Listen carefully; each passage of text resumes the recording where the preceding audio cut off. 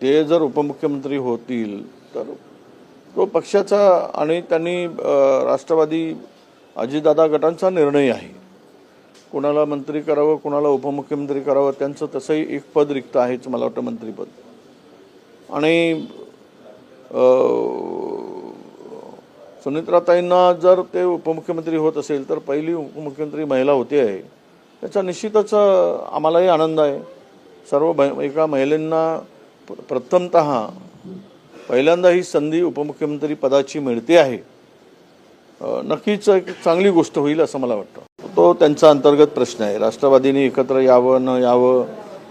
पण मला वाटतं की दोन्ही राष्ट्रवादींनी आम्हाला वाटतं, महाराष्ट्रातील अनेक राजकीय नेत्याला वाटतं की दोन्ही राष्ट्रवादी एकत्र यावेत, दुभंगलेली मंत्र जुळावीत. आता दादा तर नाही आहेत, अशा परिस्थितीमध्ये एक कुठलाही पक्ष असेल ते पक्षाची ताकद एकवटावी आणि महाराष्ट्रातील जनतेला त्या पक्षाकडून काय अपेक्षा आहेत त्या अपेक्षेच्या पूर्ततेसाठी आणि अनेक त्या विचाराशी जोडले आहेत, तो विचार पुढे घेऊन जाण्यासाठी दोन्ही राष्ट्रवादींनी एकत्र आलं पाहिजेत.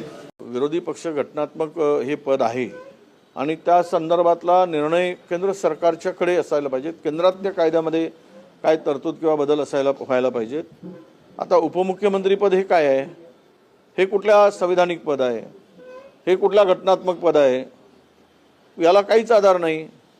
जर तुम्ही उपमुख्यमंत्री पद नेमता, दोन नेमताय, तेही कुठलाही संविधानिक तरतूद नसताना, घटनेमध्ये तरतूद नसताना, आणि हे जर असंविधानिक आहे तर विरोधी पक्षनेता 10% आमदार नाहीत म्हणून त्यावर संशोधन करण्याची गरज काय किंवा त्यामध्ये अमेंडमेंट करण्याची गरज काय?